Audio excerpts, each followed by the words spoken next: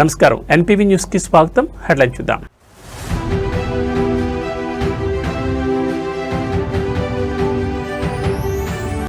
ఇజ్రాయెల్లో ప్రధాని మోడీ కీలక పర్యటన, మధ్యప్రాచ్య ఉద్రిక్తతల వేళ వ్యూహాత్మక అడుగు.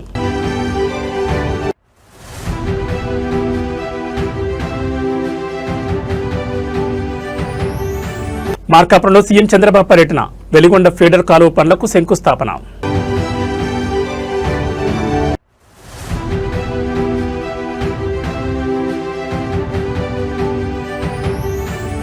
మార్చి 2న తెలంగాణకు రాహుల్ గాంధీ, కాంగ్రెస్ నేతలకు దిశానిర్దేశం.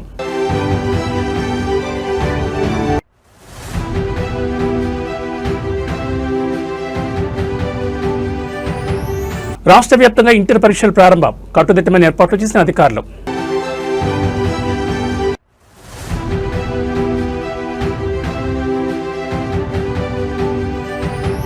భారత్ పాక్ అణుయుద్ధాన్ని ఆపింది నేనే, మరోసారి డొనాల్డ్ ట్రంప్ సంచలన వ్యాఖ్యలు.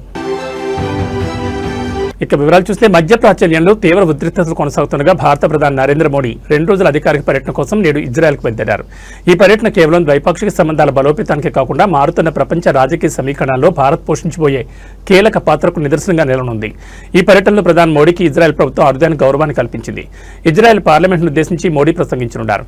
గతంలో 2015లో అప్పటి రాష్ట్రపతి ప్రణబ్ ముఖర్జీకి ఈ అవకాశం దక్కగా మళ్లీ 10 ఏళ్ల తర్వాత ఒక భారతీయ అగ్రనేత అక్కడ ప్రసంగించడం విశేషం.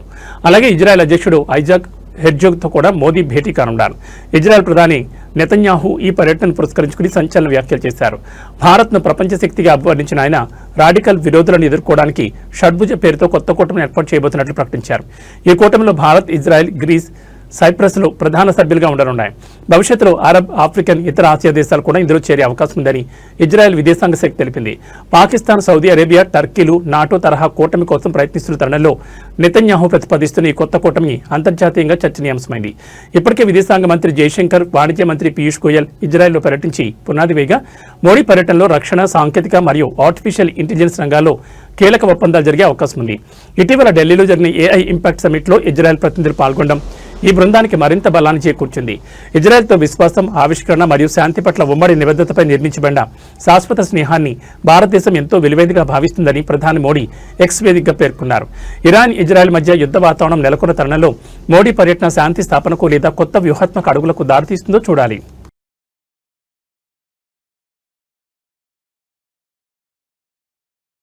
ముఖ్యమంత్రి చంద్రబాబు నాయుడు నేడు మార్కాపురం జిల్లాలో పర్యటించనున్నారు. ఈ పర్యటనలో ప్రధానంగా దశాబ్దాల కాలంగా ఎదురుచూస్తున్న పూల సుబ్బయ్య, వెలిగొండ ప్రాజెక్టు పనులపై దృష్టి సారించారు. దోర్నాల మండలం గంటవానిపల్లి వద్ద సుమారు 456 కోట్ల అంచనా వ్యయంతో చేపట్టనున్న ఫీడర్ కాలువ పనులకు సీఎం శంకుస్థాపన చేయనున్నారు. వెలిగొండ ప్రాజెక్టు పూర్తయితే ప్రకాశం, నెల్లూరు, కడప జిల్లాలోని కరువు ప్రాంతాలకు సాగునీరు, త్రాగునీరు అందుతాయి. ఈ ఫీడర్ కాలువ పనులు ప్రాజెక్టు పూర్తిస్థాయి వినియోగంలోకి రావడానికి అత్యంత కీలకం కానున్నాయి. శంకుస్థాపన అనంతరం ముఖ్యమంత్రి ప్రాజెక్టు పనుల పురోగతిపై నీటిపారుదల శాఖ అధికారులతో ఉన్నత స్థాయి సమీక్ష నిర్వహిస్తారు. గత కొన్నేళ్లుగా పెండింగ్ లో ఉన్న పనులను నిర్ణీత గడువులుగా పూర్తి చేసేలా అధికారులకు దిశానిర్దేశం చేయనున్నారు. క్షేత్రస్థాయిలో ఎదురవుతున్న సాంకేతిక ఇబ్బందులు, నిధుల విడుదల మరియు భూసేకరణ వంటి అంశాలపై నేరుగా చర్చించనున్నారు. ప్రాజెక్టు పనులు నత్తనడకన సాగుతున్నాయన్న విమర్శల నేపథ్యంలో సీఎం స్వయంగా పర్యవేక్షించడం ద్వారా పనుల్లో వేగం పెంచుతారని సామాన్య ప్రజలు ఆశిస్తున్నారు. మార్కాపురం జిల్లాగా ఆవిర్భవించిన తర్వాత ముఖ్యమంత్రి చంద్రబాబు ఇక్కడ పర్యటించడం ఇదే తొలిసారి కావడం విశేషం. ఈ సందర్భంగా తర్లుపాడులో ఏర్పాటు చేసిన భారీ బహిరంగ సభలో ఆయన ప్రసంగించనున్నారు. కొత్త జిల్లా అభివృద్ధికి ప్రభుత్వం తీసుకుంటున్న చర్యలు, సంక్షేమ పథకాలు మరియు రాయలసీమ, నెల్లూరు ప్రాంతాలకు వెలిగొండ ప్రాజెక్టు ప్రాముఖ్యతను వివరించనున్నారు. ఈ పర్యటన జిల్లా రాజకీయాల్లో మరియు స్థానిక అభివృద్ధిలో ఒక కీలక మలుపుగా నిలుస్తుందని పార్టీ శ్రేణులు భావిస్తున్నాయి. ముఖ్యమంత్రి పర్యటన దృష్ట్యా జిల్లా యంత్రాంగం భారీ భద్రతా ఏర్పాట్లను పూర్తి చేసింది.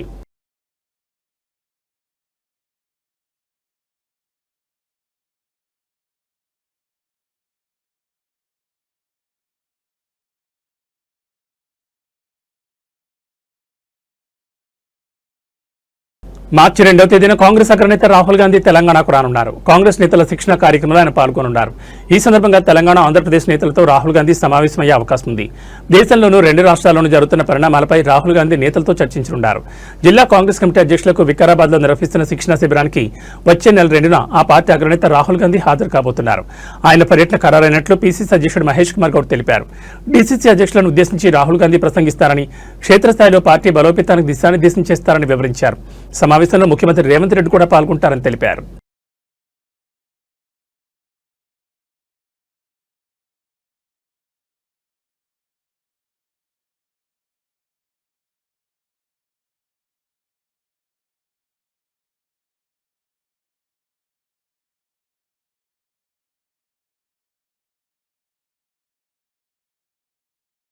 సుప్రీంకోర్టులో తెలంగాణ మాజీ మంత్రి బీఆర్ఎస్ నేత మల్లారెడ్డి, ఆయన కుమారుడు మహేందర్ రెడ్డి, అల్లుడు మర్రి రాజశేఖర రెడ్డిలకు చుక్కెదిరింది.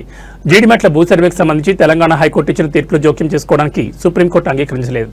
మేడ్చల్ మల్కాజ్గిరి జిల్లా కుత్బుల్లాపూర్ మండలంలోని జీడిమెట్ల సర్వే నెంబర్ 82/1 ఈఈలో గల 0.33 గుంటల భూమికి సరిహద్దులు నిర్ణయించాలని కోరుతూ సేరి శ్రీనివాసరెడ్డి అనే వ్యక్తి తొలుత హైకోర్టును ఆశ్రయించారు. తన భూమికి వెళ్లే దారిని మూసేశారని, ఈ విషయంలో తహసీల్దార్ జారీ చేసిన లేఖను కూడా ఆయన తన పిటిషన్లో సవాల్ చేశారు. దీనిపై విచారణ జరిపిన హైకోర్టు సింగిల్ జడ్జి 45 రోజులుగా సర్వే పూర్తి చేయాలని రెవెన్యూ అధికారులను ఆదేశించారు. ఈ తీర్పును మల్లారెడ్డి తదితరులు డివిజన్ బెంచ్లో సవాల్ చేయగా సింగిల్ జడ్జి ఉత్తర్వులను ద్విసభ్య ధర్మాసనం సమర్థించింది. దీంతో వారు సుప్రీంకోర్టును ఆశ్రయించారు. ఈ పిటిషన్పై నిన్న justice Prashant Kumar Mishra, justice N V అంజరియాలతో కూడిన సుప్రీంకోర్టు ధర్మాసనం విచారణ జరిపింది. సర్వే ప్రక్రియ ఇప్పటికే పూర్తయినందున ఈ దశలో తాము జోక్యం చేసుకోలేమని స్పష్టం చేస్తూ పిటిషన్ను తోసుకొచ్చింది.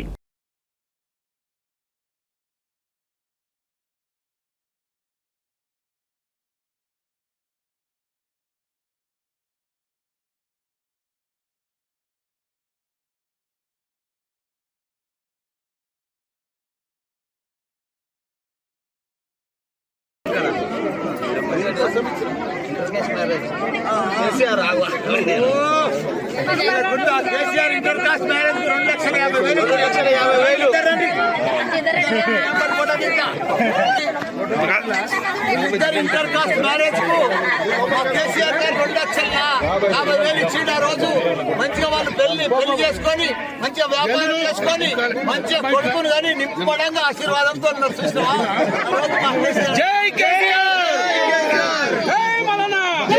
ఈ రోజు ఉదయం 9 గంటలకు తెలంగాణ రాష్ట్ర వ్యాప్తంగా ఇంటర్మీడియట్ వార్షిక పరీక్షలు అత్యంత కట్టుదిట్టమైన ఏర్పాట్ల మధ్య ప్రారంభమయ్యాయి. మొదటి రోజు ఫస్ట్ ఇయర్ విద్యార్థులకు సెకండ్ లాంగ్వేజ్ పరీక్ష నిర్వహించగా రేపటి నుంచి సెకండ్ ఇయర్ పరీక్షలు మొదలు కానున్నాయి. విద్యార్థుల సౌకర్యార్థం టీజీఎస్ఆర్టీసీ ప్రత్యేక బస్సులు నడుపుతుండగా పరీక్షా కేంద్రాల వద్ద కట్టుదిట్టమైన ఏర్పాట్లు చేశారు.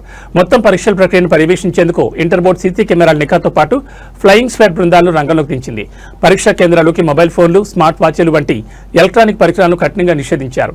విద్యార్థులు ఎటువంటి ఒత్తిడికి లోను కాకుండా ప్రశాంతంగా పరీక్షలు రాయాలని అధికారులు సూచిస్తున్నారు. ఏమైనా సమస్యలు, సందేహాలుంటే సంప్రదించడానికి బోర్డు ప్రత్యేక హెల్ప్ లైన్ నంబర్లను కూడా అందుబాటులో ఉంచింది. ఇదిలా ఉంటే ఈ సంవత్సరం మొత్తం 9,97,075 మంది విద్యార్థులు పరీక్షలకు హాజరు కానున్నారు. అందులో ప్రథమ సంవత్సరం నుంచి 4,89,126 మంది, ద్వితీయ సంవత్సరం నుంచి 5,07,949 మంది విద్యార్థులు ఉన్నారు. పరీక్షల నిర్వహణ కోసం రాష్ట్ర వ్యాప్తంగా 863 ప్రైవేట్ కాలేజీలు, 404 ప్రభుత్వ కళాశాలలు, 221 ఎయిడెడ్ కాలేజీలు, మరో 7 ఇతర విద్యా సంస్థలను పరీక్షా కేంద్రాలుగా ఎంపిక చేశారు.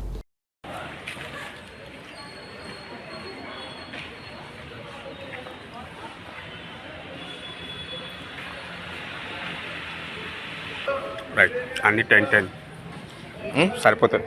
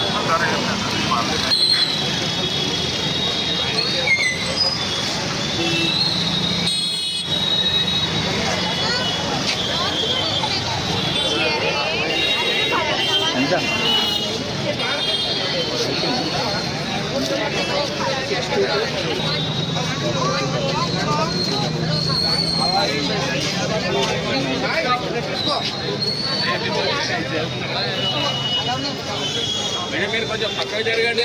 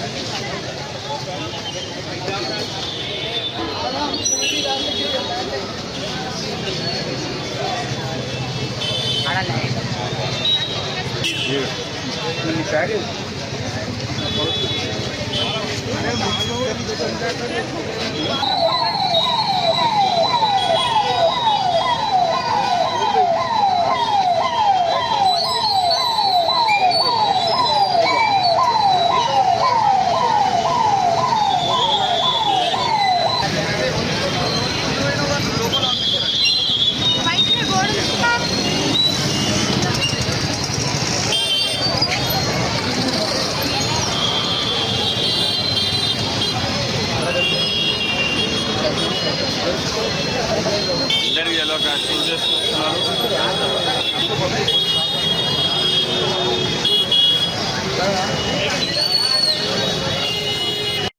ఇంటర్మీడియట్ వార్షిక పరీక్షల మొదటి రోజే విద్యార్థులకు చేదు అనుభవం ఎదురైంది. జగిత్యాల మరియు నిజామాబాద్ జిల్లా కేంద్రాల్లో పరీక్షలకు వచ్చిన ఇద్దరు విద్యార్థులను అధికారులు పరీక్షా కేంద్రంలోకి అనుమతించలేదు. కేవలం నిమిషాల వ్యవధిలో ఆలస్యంగా రావడంతో నిమిషం నిబంధన పేరుతో అధికారులు గేట్లు మూసేశారు. జగిత్యాలలోని ఒక కేంద్రానికి ఓ విద్యార్థిని, అలాగే నిజామాబాద్ కేంద్రానికి మరో విద్యార్థిని కొద్దిపాటి ఆలస్యంతో చేరుకున్నారు. తమ భవిష్యత్తును దృష్టిలో ఉంచుకుని లోపలికి అనుమతించాలని వారు అధికారులు కాళ్లు పట్టుకుని కన్నీరు మున్నీరుగా విలపించినప్పటికీ అధికారులు కనికరించలేదు. నిబంధనల ప్రకారం ఆలస్యమైతే అనుమతించే ప్రసక్తే లేదని స్పష్టం చేశారు. దీంతో విద్యార్థులు పరీక్షా కేంద్రం బయటే కూలబడి ఏడవడం చూసిన స్థానికులు సైతం చలించిపోయారు.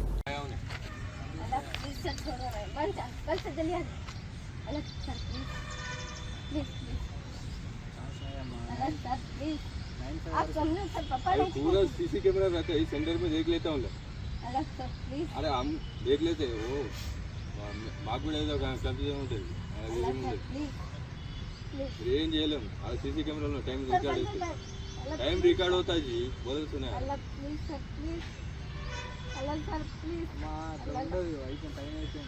तोंदर रावाला 5 मिनट्स टाइम एक्स्ट्रा इच्छा अरे वो बच्चा भी चला जाता, देखो अब तक कह रहा हूँ पूरा साल वेस्ट हो जाता है sir, please Allah sir please पूरा साल वेस्ट हो जाता है सर, अल्लाह प्लीज सर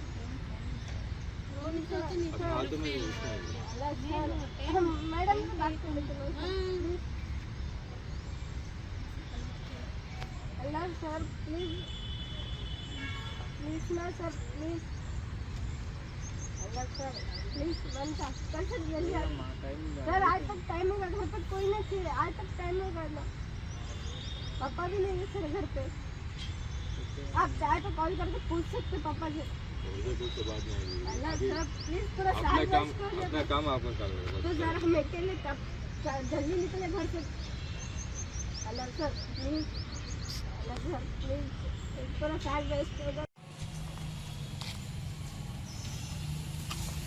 ఇంకా లేట్ అవుతుంది.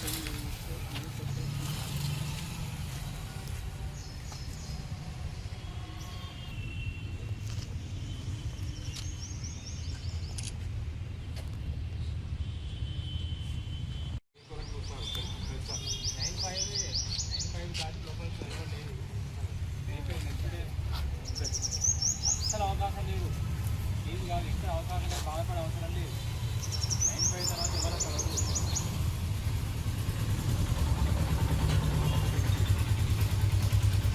అలవ లేదమ్మా, అసలు అలవ నా కూతురు నా కొడుకు అలవ లేదు, ఎక్కడ చేయరు. ఇక్కడ మంది బాధపడే అవసరం లేదు. ఫస్ట్ సెకండ్ లేదా ఫస్ట్ నుండి లాస్ట్ వస్తుంది, ఫస్ట్ నుండి లాస్ట్ ఎలాంటి ఇబ్బంది ఉండదు.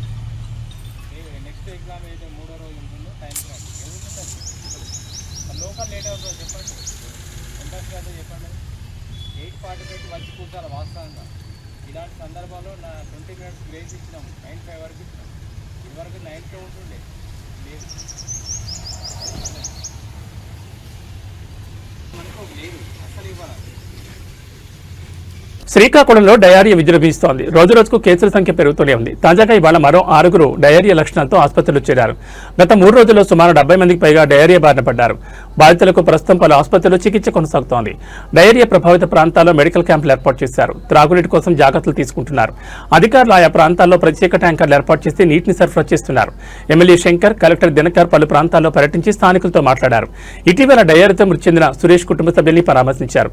కుటుంబ సభ్యులకు 10 లక్షల ఎక్స్గ్రేషియా అందించారు. ఆసుపత్రిలో చికిత్స పొందుతున్న బాధితులను సైతం పరామర్శించారు. మెరుగైన వైద్యం అందించాలని డాక్టర్లకు సూచించారు.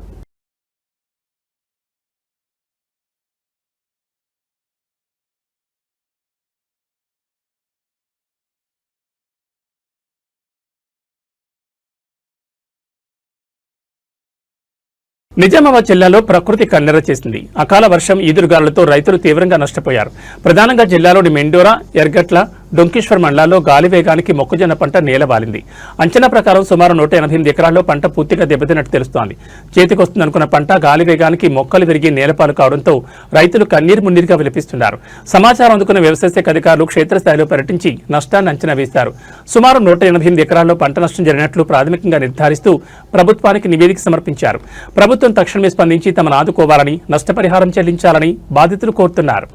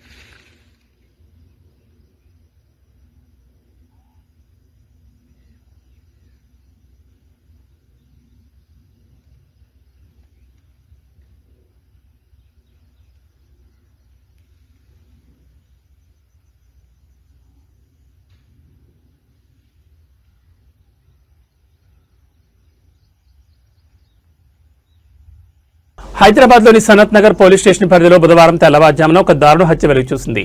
భరత్ నగర్ వంతెన సమీపంలో గుర్తు తెలియని వ్యక్తులు ఒక వ్యక్తిని కత్తితో పొడిచి అత్యంత కిరాతకంగా చంపేశారు. ఈ ఘటన స్థానికంగా తీవ్ర కలకలం రేపింది. మృతుడిని కర్ణాటకకు చెందిన శంకర్ గా పోలీసులు గుర్తించారు. ఆయన గత 2 ఏళ్లుగా మూసాపేటలోని ఒక హోటల్లో పనిచేస్తూ జీవనం సాగిస్తున్నారు. ఇవాళ తెల్లవారుజామున వంతెన పక్క నడుచుకుంటూ వెళ్తుండగా నిందితులు ఆయనపై దాడి చేసి కత్తులతో పొడిచి చంపినట్టు తెలుస్తోంది. ఈ హత్య గల కారణాలపై పోలీసులు ప్రాథమిక దర్యాప్తు చేపట్టారు. శంకర్ వ్యక్తిగత జీవితంలోని వివాహేతర సంబంధమే ఈ హత్యకు దారితీసి ఉండొచ్చని పోలీసులు అనుమానిస్తున్నారు. పాత కక్షలు లేదా ఇతర కారణాలు ఏమైనా ఉన్నాయా అనే కోణంలో కూడా విచారణ జరుపుతున్నారు. సమాచారం అందుకున్న సనత్ నగర్ పోలీసులు వెంటనే ఘటనా స్థలానికి చేరుకుని క్లూస్ టీం సహాయంతో ఆధారాలు సేకరించారు. మృతదేహాన్ని పోస్టుమార్టం నిమిత్తం ఆసుపత్రికి తరలించారు. కేసు నమోదు చేసిన పోలీసులు నిందితుల కోసం గాలింపు చర్యలు ముమ్మరం చేశారు. ఆ ప్రాంతంలోని సీసీటీవీ ఫుటేజ్ను కూడా పరిశీలిస్తున్నారు.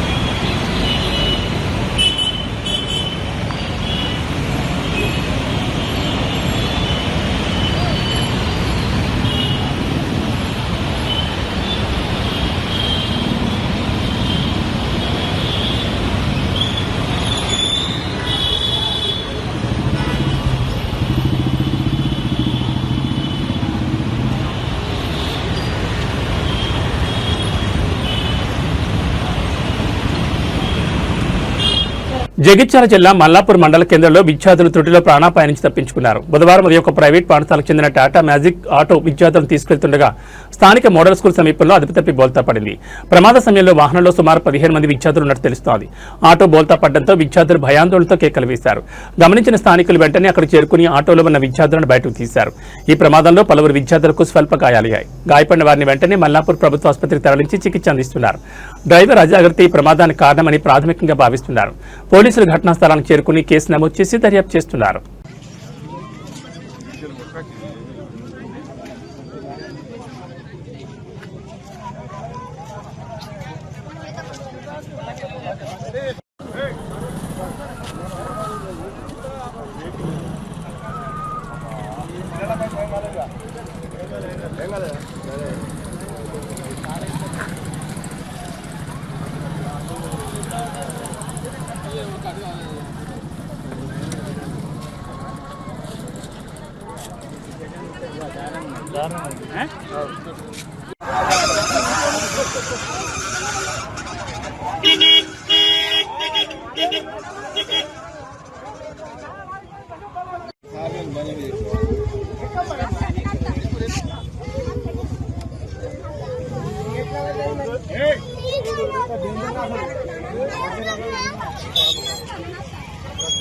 యువ యూట్యూబర్ కోమలి ఆత్మహత్య చేసుకుని ప్రాణాలు కోల్పోవడం నగరంలో సంచలనంగా మారింది. గత కొంతకాలంగా మణికొండలోని చిత్రపురి కాలనీలో నివసిస్తున్న కోమలి సోమవారం మధ్యాహ్నం ఇంట్లో ఎవరూ లేని సమయంలో ఫ్యాన్ కురివేసుకుంది.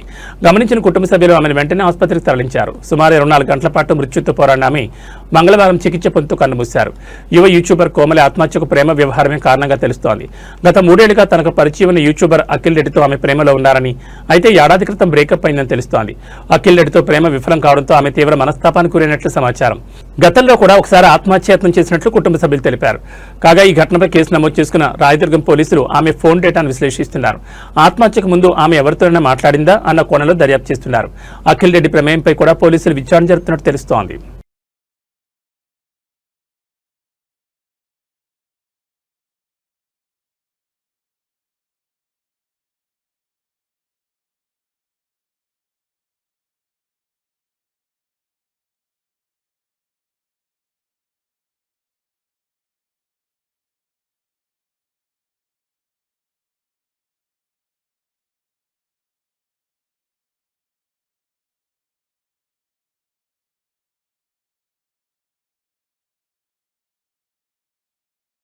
భారత్ పాకిస్తాన్ దేశాల మధ్య అణుయుద్ధం జరగకుండా ఆపిన తానేనంటూ అమెరికా అధ్యక్షుడు డొనాల్డ్ ట్రంప్ మరోసారి సంచలన వ్యాఖ్యలు చేశారు. స్టేట్ ఆఫ్ ది యూనియన్ ప్రసంగంలో ఆయన ఈ అంశాన్ని ప్రస్తావించారు. భారత్ పాకిస్తాన్ల మధ్య యుద్ధ మేఘాలను తాను తొలగించారని, తాను జోక్యం చేసుకోకపోయి ఉంటే ఇరు దేశాల మధ్య పెద్ద యుద్ధం సంభవించేదన్నారు.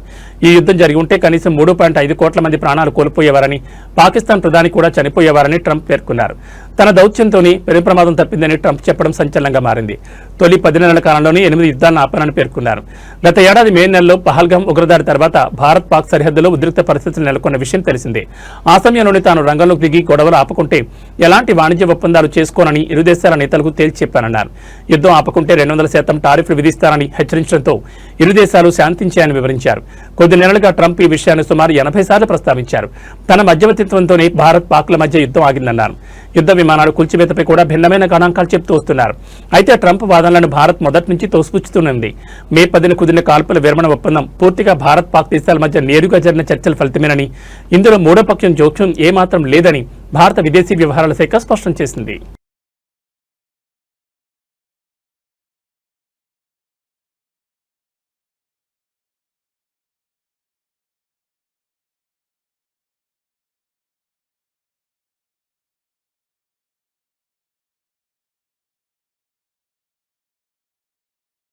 న్యూస్ ముగించే ముందు హెడ్లైన్స్ మరోసారి.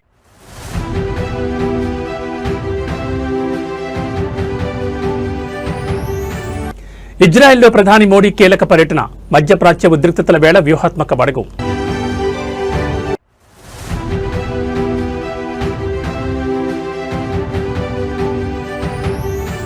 మార్కాపురంలో సీఎం చంద్రబాబు పర్యటన, వెలిగొండ ఫీడర్ కాలువ పనులకు శంకుస్థాపన.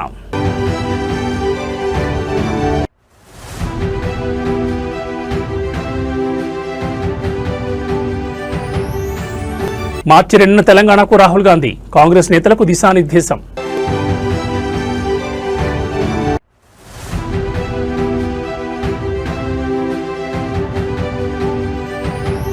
రాష్ట్ర వ్యాప్తంగా ఇంటర్ పరీక్షలు ప్రారంభం, కట్టుదిట్టమైన ఏర్పాట్లు చేసిన అధికారులు.